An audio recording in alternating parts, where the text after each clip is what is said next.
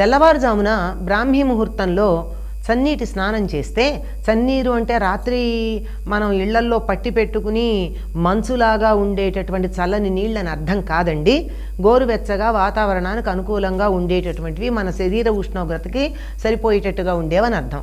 అటువంటి నీళ్లతో స్నానం చేస్తే శివుడు విష్ణువు ఎందుకు సంతోషిస్తారు?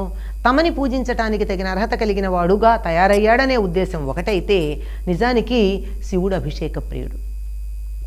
అభిషేక ప్రియుడంటే తనకి నెత్తిన ఎన్ని నీళ్లు పోస్తే అంత సంతోషిస్తాడు, ఎంత అభిషేకం చేస్తే అంత మురిసిపోతాడు. మరి తను చేసేటటువంటి తనకిష్టమైన పని తన భక్తుడు చేశాడు గనక ఆయన సంతోషించటం సహజం. మరి ఈయనెందుకు సంతోషిస్తాడు విష్ణుమూర్తి అంటే, ఈ నెలంతా దామోదరుడు అన్న పేరుతో ఉంటాడు కదా విష్ణువు.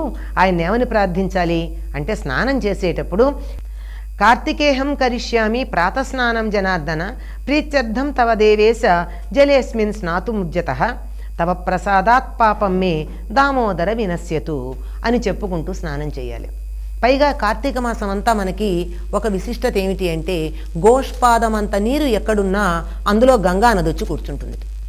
అంటే కార్తీక మాసంలో చేసేటటువంటి స్నానాలు మన ఇంట్లో చేసిన గంగా నదిలో చేసినట్టు. మామూలుగానే మనం స్నానం చేసేటప్పుడు చెప్పుకుంటాం, గంగే చమునే చేవ గోదావరి సరస్వతి అని చెప్పి జలేస్మిన్ సన్నిధింకురు అని. ఆ నీళ్ళంతా ఇక్కడ ఉండాలి, నేను గంగా నదికి వెళ్ళలేనమ్మా, యమునా నదికి వెళ్ళలేను, నాకు అంత ఓపిక లేదు, తల్లి మీరే ఇక్కడికి వచ్చి నేను స్నానం చేసే నీళ్లల్లో కూర్చోండి అని నదుల్ని ప్రార్థిస్తే వాటికి మన మీద ఉన్న అపారమైన కరుణ ఎటువంటిదంటే వచ్చి కూర్చుంటాయి. భావగ్రాహీతు జనార్దన అని జనార్దనుడి గురించి చెప్తాం. విష్ణువు గురించి మన భావాన్ని గ్రహిస్తాడు, మనం ఇచ్చిన వస్తువు యొక్క పరిమాణాన్ని బట్టి కాదు అని.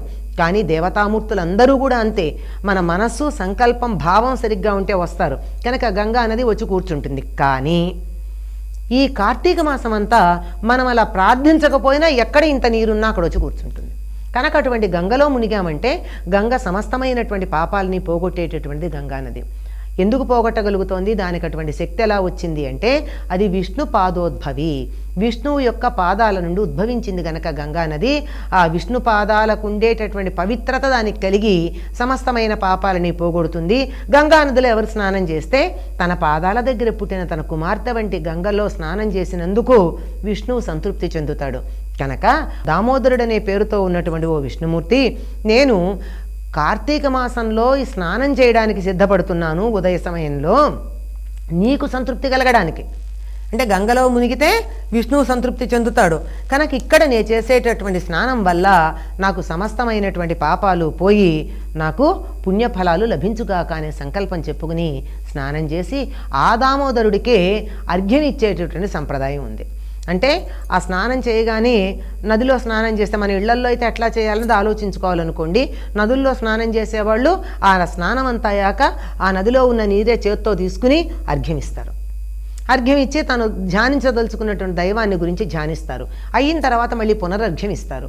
ఈ అర్ఘ్యం పునరర్ఘ్యం కూడా దామోదరుడికే ఇచ్చే సంప్రదాయం ఉంది. ఏమంటే ఆ అర్ఘ్యం ఇచ్చేటప్పుడు చెప్పుకుంటారు, నమః కమలనాభాయ నమస్తే జలసాయినే నమస్తేస్తు ఋషికేశ గృహాణార్ఘ్యం నమోస్తుతే. అయ్యా, నీళ్లల్లో ఉండేటటువంటి ఓ కమలం నీ గర్భంలో కలిగినటువంటి వాడే ఎందుకు ఆయనకి అర్ఘ్యం ఇస్తే సంతోషిస్తాడు అంటే, ఆయన ఎప్పుడు నీళ్లలోనే ఉంటాడు, పాలసముద్రంలో పడుకుని ఆదిశేషువు మీద ఉంటాడు. సరే, ఇది మనకి మామూలుగా కనపడేది. ఇది కాక ప్రపంచమంతా లయమైపోయి ప్రళయం అయిపోయినప్పుడు మర్రాకు మీద పడుకుని ఆ ప్రళయ సముద్రంలో కనపడతాడు. కనుక ఎప్పుడు నీటి మీద ఉండేవాడు. అసలు ఈయన పేరు కూడా ఇంకోటి ఉందండి, నారాయణుడు. నారాయణుడు అంటే నారములు తన అయనముగా కలవాడు, నారములు అంటే నీళ్లు, నీళ్లు తన నడకగా కలవాడు అంటే నీళ్లతో పాటు నడిచొస్తూ ఉంటాడు, నీళ్లతో పాటు వెడుతూ ఉంటాడు. నీరు ఎక్కడుంటే అక్కడ నారాయణుడు ఉన్నట్టు. కనుక నీళ్లల్లో ఎప్పుడు నిలిచి ఉండేటటువంటి ఓ నారాయణుడా, నీకు ఇష్టం అని చెప్పి నేను ఇక్కడ అర్ఘ్యం ఇస్తున్నాను, తీసుకోవయ్యా అని చెప్తారు. సరే, తన ధ్యానాధికాల నీళ్లల్లో నేను నిలబడి చేసుకోవడం అయిన తర్వాత మళ్ళీ పునరర్ఘ్యం ఇస్తారు. ఏమంటే, నిత్యే నైమిత్తికే కృష్ణ కార్తికే పాపనాశినే గృహాణార్ఘ్యం మయా దత్తం రాధయా సహితో హరే. రాధాదేవితో కూడుకున్నటువంటి ఓ హరి, నేను నా పాపాలన్నీ పోవడం కోసం నా ఇంట్లో నీకు మళ్ళీ పునరర్ఘ్యం ఇస్తున్నాను, స్వీకరించవయ్యా అని ప్రార్థిస్తారు. అంటే ఈ రెండు అర్ఘ్యాల్లోనూ కూడా ఇచ్చేటటువంటి, రెండు అర్ఘ్యాలు కూడా ఇచ్చేటటువంటిది ఒక్క కార్తీక దామోదరుడికి. కార్తీక స్నానాలు చేసేటటువంటి వారు ఉదయ సమయంలో సూర్యోదయాత్ పూర్వం అర్చించేటటువంటిది విష్ణుమూర్తినే గనక, విష్ణు స్వరూపంలో ఉన్నటువంటి పరమాత్ముడిని గనక ఆయన్ని ప్రార్థిస్తూ ఆయనకి అక్కడ అర్ఘ్యం ఇచ్చి బయటకు వస్తారు. సూర్యోదయం అయిన తర్వాత చేసేటటువంటి పూజలన్నీ కూడా శివుడికి చెంది ఉంటాయి. తులసి దగ్గర దీపం పెట్టినా సూర్యోదయాత్ పూర్వం పెడితే తులసి కోటలో ఉన్న దామోదరుడికి పెట్టినట్టు, తరువాత పెట్టినట్టయితే శివుడి కోసం పెట్టినట్టుగా చెప్పడం జరుగుతుంది. సాయంత్రం పెట్టేటటువంటి దీపం మాత్రం లక్ష్మీదేవిని, అంటే తులసి స్వరూపంలో ఉన్నటువంటి లక్ష్మీదేవికి పెట్టేటటువంటి దీపం అవుతుంది.